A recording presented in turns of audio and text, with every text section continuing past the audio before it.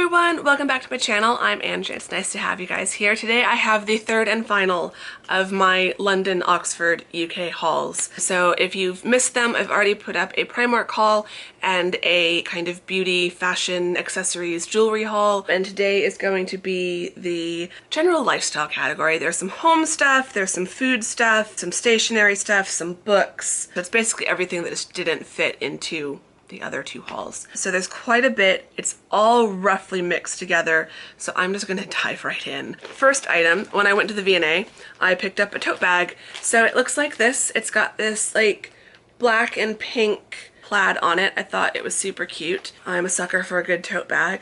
And then I've just got a bunch of random stuff in here. So some of it's V&A stuff, a lot of it's not. So just to kind of get them out of the way, from Marks and Spencer, I picked up some Percy Pigs. I ate one, so I've got 4 bags left. They did change the formula, but I do still like them. And then I have to get Percy Pigs every time I go. I'm obsessed with them. But then I got 2 packs, so I've already eaten one. I got sick right after I got back from London, and so I was just kind of laying in bed feeling miserable about myself, and so I did eat one of the bags of Percy Pigs and one of the bags of the Belgian milk chocolate covered peanuts.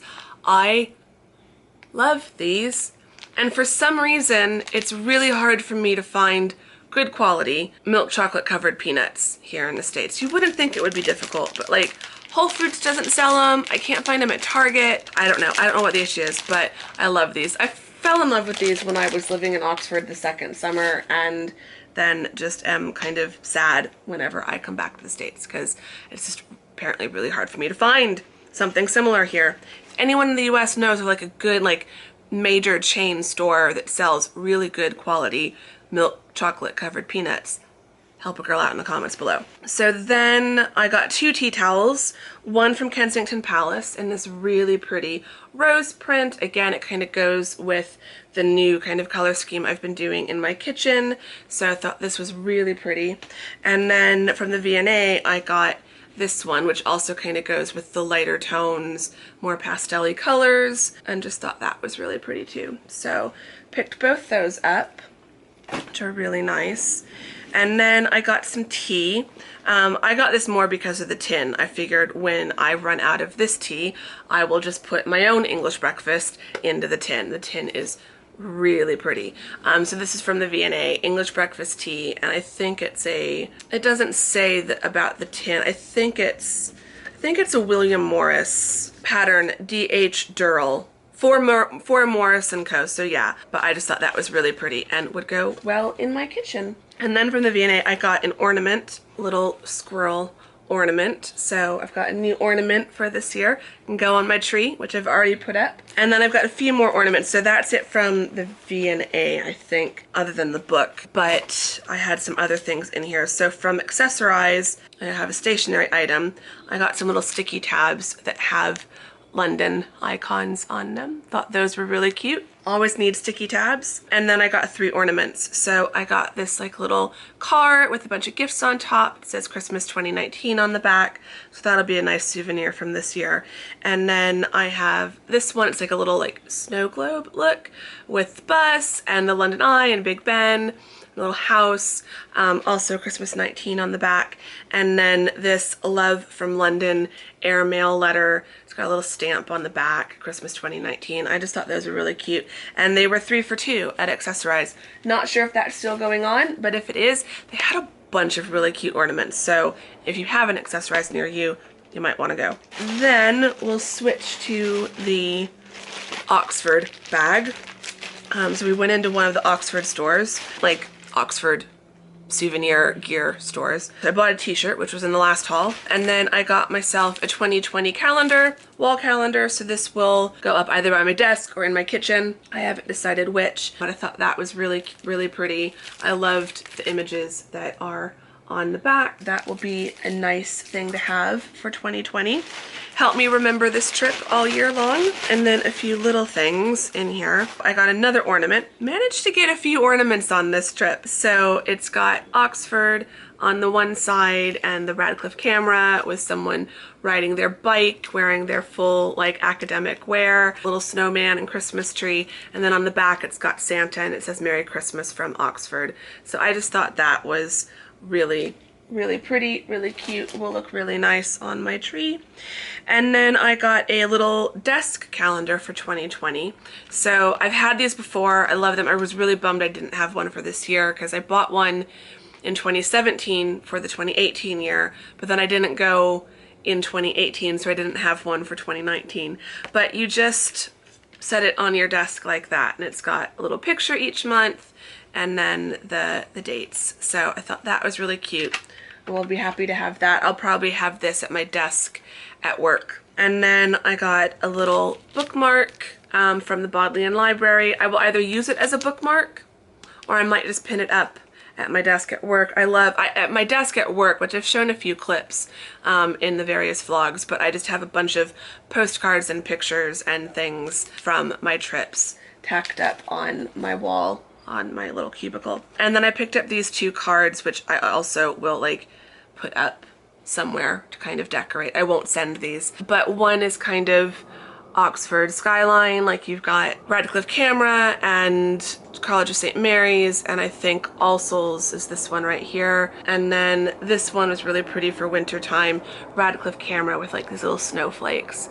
So just thought that was really cute. It's a loud plane flying out my window. My windows are open. It is cooling down, which I'm very happy about. Then at Paper Chase, I didn't really get a whole lot at Paper Chase.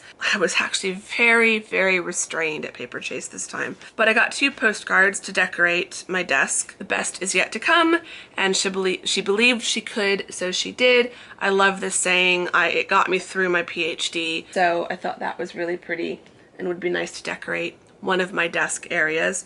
And then my mom spotted this, and I just couldn't help myself. I got this sparkly rose gold journal. So it's just lined pages inside, and then it's very kind of pebbly textured. It's not even glitter, it's like beads just encrusted on the book. I just thought it was so pretty. So I have no idea what I'm going to use it for. No idea what I'm going to use it for, but I couldn't resist. Then we will save the books for last, so we will switch to Fortnum Mason. So I did buy a reusable tote bag. I will be that crazy girl going into Whole Foods with my Fortnum Mason tote bag. Reusable grocery bag. Couldn't help myself. Okay, diving in. I picked up a little thing of potpourri, which I just thought the smell has kind of faded just a tiny bit, but it's orange and cinnamon and just really pretty. So I'm gonna get a little, I'm sure I've got a little jar somewhere that I can put this in, like an open style jar, probably like an old candle jar or something. And then I also bought, to go with it, refresher oil, so I can just add like a couple drops to like freshen this up. So I thought that would be really nice. I picked up an ornament because I do like getting ornaments from places that I visit. Like, I don't get it every time, so if it's like, I've been to Kensington Palace a million times, so I don't get a new ornament every time I go to Kensington Palace, but I do have a Kensington Palace ornament somewhere. So I picked up a little Fortnum and Mason tea jar ornament, and it says Royal Blend, so it's a little jar of the Royal Blend, and I just thought that was really pretty. It was lightweight. The other ones that I liked were a bit heavier, so I went with this one because it was one of the lighter ones, and thankfully I managed to transport it back to the States without breaking it. Whew. Then Tamsin saw this, and I ended up not being able to resist. It's just the kind of fun thing to like this will definitely go on my tray here on my coffee table, just as like something fun to have. It's a little kaleidoscope. So it's got this like faceted ball at the end, and whatever you point it at, it's just a clear glass, but the facets make it, I don't know. You can kind of see. I don't want you to see my face, but you can kind of see what it does. So yeah, so I just thought that was fun, and it's got London and Big Ben, and then a Big Ben tower made out of books. I just thought that would be really cute, just right here on my coffee table with my candle and my flowers and stuff. Then I got some tea. And it's loose leaf, so thankfully I've got a strainer thing I can use. I don't usually drink loose leaf tea, but I couldn't resist both getting tea at Fortnum Mason, but then also getting this particular one. So I got the wedding breakfast tea, which is the tea that was served at Will and Kate's wedding breakfast, and it's got a blend of large leaf Assam and Eastern Kenyan orange pekoe, which Kenya was where they got engaged. So I just thought that was a nice thing. And I love the tin. So like this tin and the V&A tin will like sit on my little tea caddy together. Then also, second to last thing from Fortnum, I'm apparently really extra with my tea. I saw this, I liked the concept, I couldn't help myself. I got a tea timer. So this will also sit out on my tea caddy because I just thought it was so pretty. So it's got a 2-minute for green tea, a 3-minute for white tea, and a 5-minute for black tea.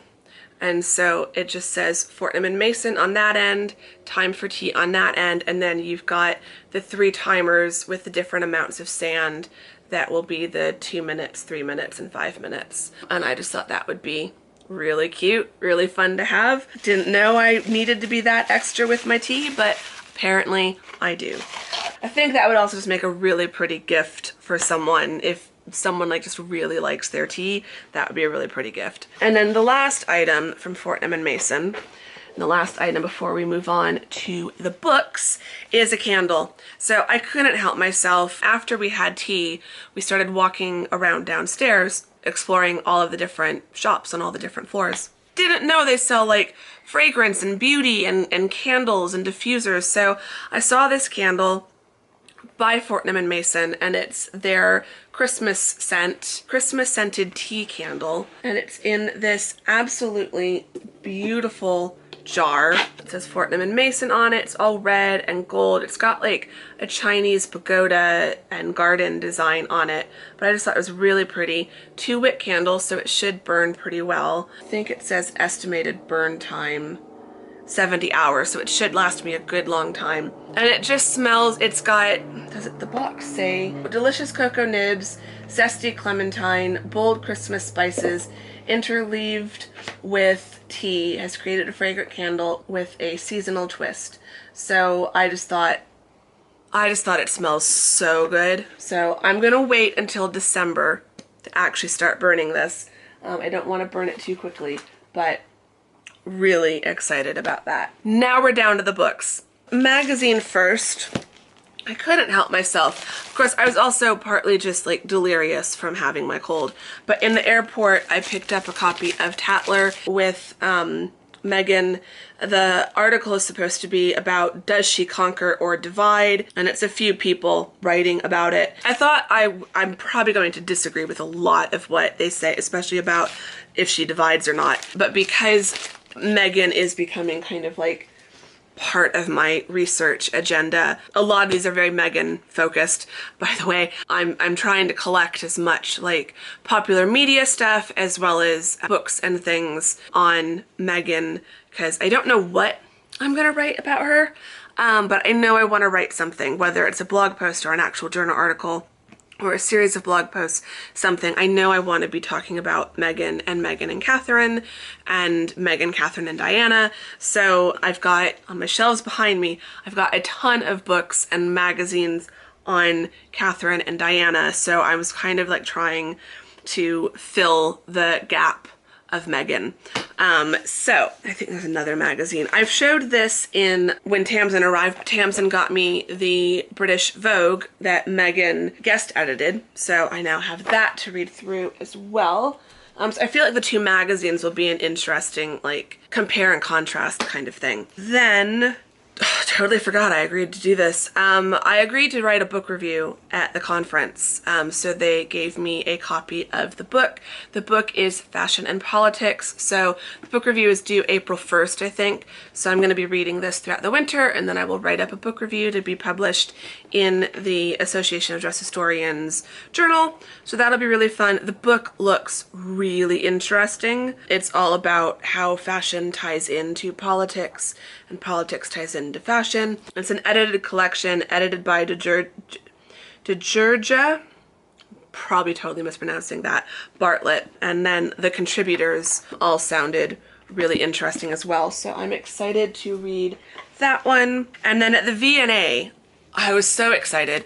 I missed the Dior exhibition by like a month, which I guess is more comforting than missing it by like 2 days or something.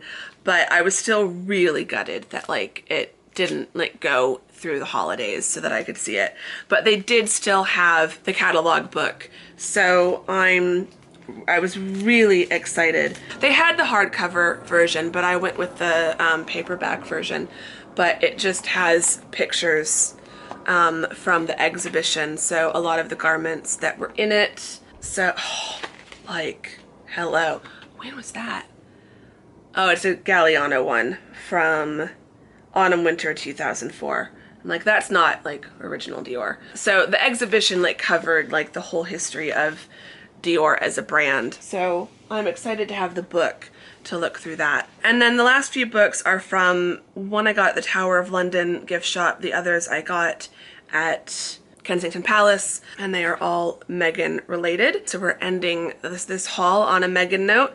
I picked up the Together Our Community cookbook. All profits from sales will help support communities through cooking and sharing food. This is the one that she collaborated on in the aftermath of the Grenfell Tower fire. The women of the Hub Community Kitchen. I don't know if I'll look through. I don't know if I'll make anything from here. I'm a rubbish cook. I can't follow recipes to save my life, but there are some really yummy looking things in here. Might try to give things a try, but I thought it'd be nice to just support it. And also there's a foreword by the Duchess. Yeah, I thought that would be fun to read and look through and display in my kitchen to make it look like I cook, even though I don't. And then I got 2 kind of biography books. I have these versions for Diana and Catherine, so now I've got one for Meghan. So I've got Meghan, Royal Duchess and Mother. So it's kind of just Meghan's life up through her childhood, her Hollywood years, royal romance, royal wedding, and then her first year as a Duchess, and then it ends with the royal baby. So thought that would be a good addition to my collection. And then Tamsin spotted this one. It was a great spot. I was really happy. I was so tired that night. We'd been walking around London all day. I wasn't paying that much attention, but she spotted it and I couldn't help getting it. So it's Meghan, The Life and Style of a Modern Royal, Feminist Influencer, Humanitarian, Duchess. So it's all her fashion. And I thought this would be really interesting to dive into. Like, I'm fascinated about like the women themselves and what I learn about them when reading these books, but then I'm also fascinated with how they like package these women and like how they package their biographies in a way in these books and then sell them. Like there's a lot of interesting stuff going on. So I was excited to have that. Got lots of reading to do this winter while I'm on a brief break from teaching. So that will be really fun. And I think that's it. I really hope this footage has turned out because I've been really struggling with the lighting and the settings. So heaven help me if I have to refilm these. But yeah, I have really enjoyed filming these. I hope you've enjoyed watching these. I hope you've enjoyed this video. If you did, please give it a thumbs up. I'd really appreciate that. Subscribe if you're not subscribed.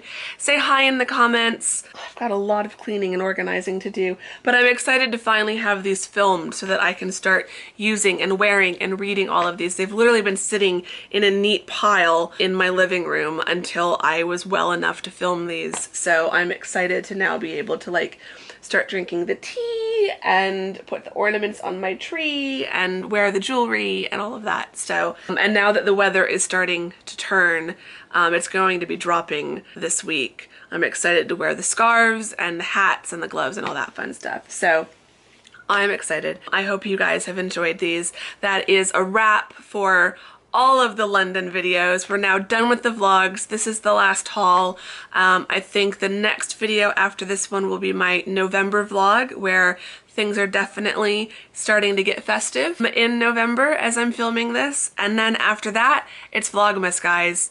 We are at Vlogmas. By the time you are watching this, Vlogmas will be literally right around the corner, which is crazy to think about. So I hope you guys are excited. Make sure you are subscribed if you aren't yet so that you don't miss out on any of that fun and the book launching and all of that good stuff. Thank you very much for watching this video, and I will see you all in the next one. Bye-bye.